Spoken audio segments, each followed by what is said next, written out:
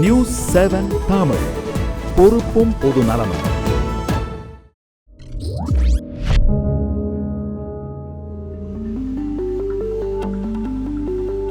ஜிராருக்கு உங்களை மீண்டும் வரவேற்கின்றோம். கர்நாடக அரசை பொறுத்தவரை மேகதாது என்ற இடத்தில் புதிய 2 அணைகளை கட்டுவது தொடர்பான ஒரு அறிவிப்பை வெளியிட்டிருக்கின்றது. இதைத் தொடர்ந்துதான் தமிழகத்தில் அதற்கு எதிர்ப்பு கிளம்பி இருக்கின்றது. இந்த அணை எங்கே கட்டப்பட இருக்கின்றது என்பது குறித்த விவரங்களை இப்போது பார்ப்போம். மாண்டியா மாவட்டத்தில், அதாவது மாண்டியாவுக்கும் ராம்நகரம் என்று அழைக்கப்படக்கூடிய இந்த 2 இடங்களுக்கும் இடையில் தான் இந்த மேகதாது என்ற இடம் அமைந்துள்ளது. இந்த இடத்தில் காவிரி என்பது ஒரு குறுகலான பள்ளத்தில் பாய்கின்றது. இந்த குறுகலான பள்ளத்தில் பாயக்கூடிய அந்த இடத்திலிருந்து, அதாவது இந்த கரையிலிருந்து அந்த கரைக்கு ஒரு சிறிய ஆட்டுக்குட்டியால் கூட தாவி விட முடியும். ஆகவே தான் இந்த இடம் தமிழில் ஆடுதாண்டு பள்ளம் என்று அழைக்கப்படுகின்றது. அது கர்நாடகத்தில் அவர்களுடைய மொழியில் அது மேகதாது என்று அழைக்கப்படுகிறது. இந்த இடத்தில்தான் 2 அணைகளை கட்டுவதற்கு கர்நாடக அரசு முடிவெடுத்திருக்கின்றது. முதல் அணையை பார்க்கிறீர்கள்.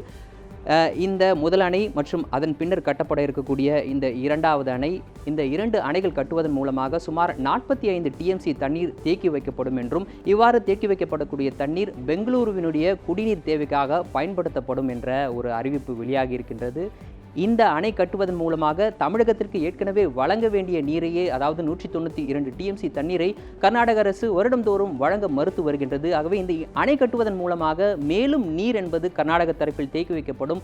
ஆகவே தமிழகத்திற்கு தற்போது வரக்கூடிய அந்த நீர் கூட வராமல் போவதற்கான வாய்ப்பு இருப்பதாகவே கருதப்படுகிறது. ஆகவே தான் தமிழக தரப்பிலிருந்து, அதாவது தமிழக அரசே உச்சநீதிமன்றத்தில் ஒரு மனுவை தாக்கல் செய்திருக்கின்றது. பனிமலர், இனி உங்களுடன். தொடர்ச்சியாக இப்போ நம்ம பார்த்த மாதிரி இந்த அணைகள் இல்லாத பட்சத்திலேயே தமிழகத்திற்கு கிடைக்க வேண்டிய 192 TMC தண்ணீர் மறுக்கப்படுகிறது. இது பற்றி நாம் தொடர்ந்து பேசலாம். ஐயா, இப்போ நம்ம பார்த்தது மாதிரியே இந்த நீர் பிரச்சனை அப்படின்னு வரும்போது தொடர்ச்சியாக கேரளாவாகட்டும் கர்நாடகமாகட்டும் அவர்கள் அனைவருமே ஒன்று சேர்ந்துக்கிறாங்க. அவங்க அனைத்து கட்சிகளும் ஒன்று சேர்ந்து தண்ணியை மறுக்கிறாங்க. ஆனால் தமிழகத்தை பொறுத்தளவு இந்த அனைத்து கட்சி கூட்டத்தை கூட்டலாம், அதை பற்றி விவாதிக்கலாம் அப்படின்னு சொன்னால் கூட தமிழகத்தில் அது சாத்தியம் இல்லாததாக இருக்குது. இதனுடைய முக்கியத்துவம் என்ன? ஏன் இங்கு அதற்கு சாத்தியம் இல்லாமையே போகுது? அதாவது மாறுபட்ட மொழி, வேறுபட்ட இனம், முரண்பட்ட பண்பாடுகள், சமரசத்தை உண்டாக்காத சமயங்கள் என்று இருந்தாலும் கூட, இந்தியாவிலே பல்வேறு தேசிய இனங்கள் இருந்தாலும் கூட வேற்றுமையில் ஒற்றுமை, யூனிட்டி இன் டைவர்சிட்டி என்கின்ற அடிப்படையிலே தான் நாம் ஒன்றாக இருக்கிறோம். எது ஒருமைப்பாடு என்று சொல்லும் பொழுது பாரதி சொன்னான், கங்கை நதிப்புறத்து கோதுமை பண்டம் காவிரி வெற்றிலைக்கு மாறு உழவும். ஆக பண்டமாற்றிக் கொள்கின்ற முறையிலே தான் நாம் இங்கே ஒன்றாக இருக்க முடியும். ஆக அந்த வகையில் 48% உணவுப் பொருட்களை கேரளாவுக்கு நாம் தருகிறோம் என்று சொன்னால், அது அரபிக்கடலிலே சேர்க்கின்ற தண்ணீரை எங்களுக்கு தாருங்கள் என்று கேட்கிறோம். அந்த வகையில் தான், அதாவது ஜியோகிராபிக்கலாக எப்படி இருக்கிறது இந்தியா இருக்கிறது என்று சொன்னால், வடக்கிலே எங்கெங்கும் காணினும் வெள்ளமடா, தெற்கிலே எப்படி இருக்குன்னு சொன்னால் குடிக்க சொட்டு தண்ணீர் இல்லையடா என்கின்ற நிலைமையிலே தான் இருக்கிறது. இயற்கையாகவே நாம் வஞ்சிக்கப்பட்டிருக்கிறோம். நாம் பள்ளத்திலே இருக்கிறோம். கர்நாடகாவும் மலையாள மண்ணும் மேட்டிலே இருக்கிறது. பொதுவாக மலையிலிருந்து வருகின்ற தண்ணீர் கீழே வரும்பொழுது நாங்கள் என்ன சொல்கிறோம்னா, கிழக்கில் திருப்பி விடுங்கள், எங்களுக்கு திருப்பி விடுங்கள், எங்களுக்கு விளைச்சல் நிலங்கள் அதிகமாக இருக்கிறது. மேற்கிலே போனால் அரபிக்கடலிலே போய் கலக்கிறது என்று சொல்கிறோம். ஆனால் அதற்கு அவர்கள் மறுக்கிறார்கள். இந்திய நாட்டினுடைய ஒருமைப்பாடுக்காக நாம் எல்லாவற்றையும் விட்டு கொடுத்திருக்கிறோம். ஆனால் தண்ணீரிலே மாத்திரம் ஒருமைப்பாடு பேசுகிறார்களே தவிர மின்சாரத்தில் யாரும் பேச மறுப்பதில்லை. 2490 மெகாவாட் NLCயிலே நமக்கு கிடைக்கிறது. அதிலே 2099 கர்நாடகத்திற்கும், 2077 ஆந்திராவுக்கும், 2017 கேரளாவுக்கும், 95 மெகாவாட்டை நம் பாண்டிச்சேரிக்கும் கொடுக்கிறோம். மின்சாரத்திலே ஒருமைப்பாடு பேச மறுக்கிறார்கள். ஆனால் தண்ணீரிலே மாத்திரம் ஒருமைப்பாடு பேசுகிறார்கள். நீங்கள் கேட்டீர்கள் அனைத்து கட்சி கூட்டமா என்று. தமிழ்நாட்டை பொறுத்தவரையிலே அரசியல் தட்பவெட்ப சூழ்நிலை அதுக்கு ஏற்றாற்போல் இல்லை. கர்நாடகத்திலே ஆந்திராவிலே எல்லோரும் ஒன்று சேர்கிறார்கள். எல்லா கருத்து வேறுபாடுகளையும் மறந்து ஒன்று சேர்கிறார்கள். ஆனால் இங்கே திருமணத்திலே ஒரு அரசியல் கட்சியை சார்ந்த தலைவர்கள் பார்த்துக் கொள்வதையே மிகப்பெரிய பிரச்சனையாக ஆக்கிக்கொண்டு அதற்கு 1000 அர்த்தங்களை கற்பிக்கின்ற இந்த நாட்டிலே அப்படி அனைத்து கட்சி கூட்டத்தை நடத்துவார்களா? அதில் அனைத்து கட்சியும் வந்து கலக்குமா என்பது ஒரு $1 பில்லியன் கொஸ்டின். இல்லை, அதாவது தனிப்பட்ட விஷயங்கள் அப்படிங்கிறது வேறு, அரசியல் விஷயங்கிறது வேறு, இல்லை மக்களுடைய பிரச்சனை அப்படிங்கிறது வேறு. இந்த மாதிரியான மக்கள் பிரச்சனைகளுக்கு அரசியல் கட்சியினர் ஒன்று சேர்ந்து ஒரு தீர்வை முன்வைக்கிற, இல்லை தீர்வை நோக்கி போகிறது விஷயத்தை ஏன் தமிழகத்தில் செய்ய? கண்டிப்பாக அதை செய்ய வேண்டும். நாங்களும் அதை வலியுறுத்துகிறோம்.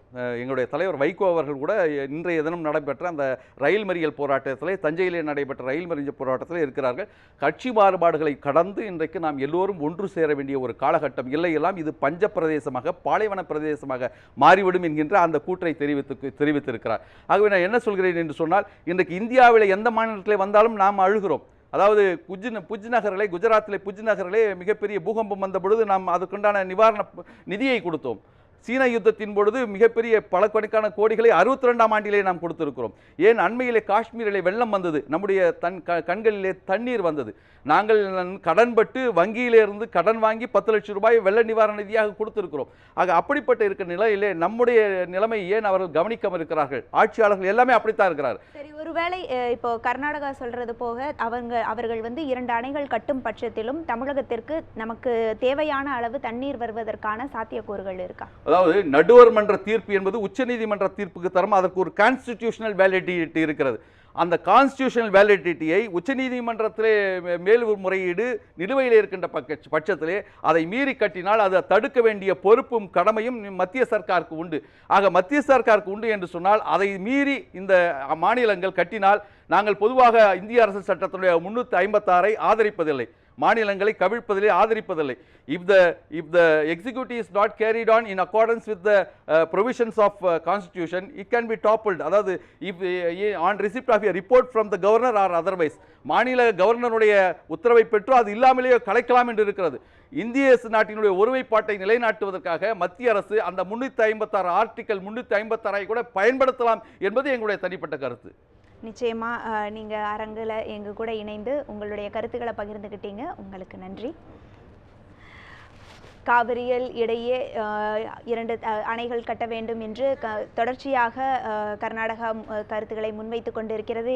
இது பற்றி தொடர்ச்சியான பல விவாதங்களும் இன்று தமிழகம் முழுவதும் போராட்டங்களும் வெடித்தன. தொடர்ந்து மற்ற விஷயத்தை பேசுவதற்கு முன் ஒரு சிறிய இடைவேளை.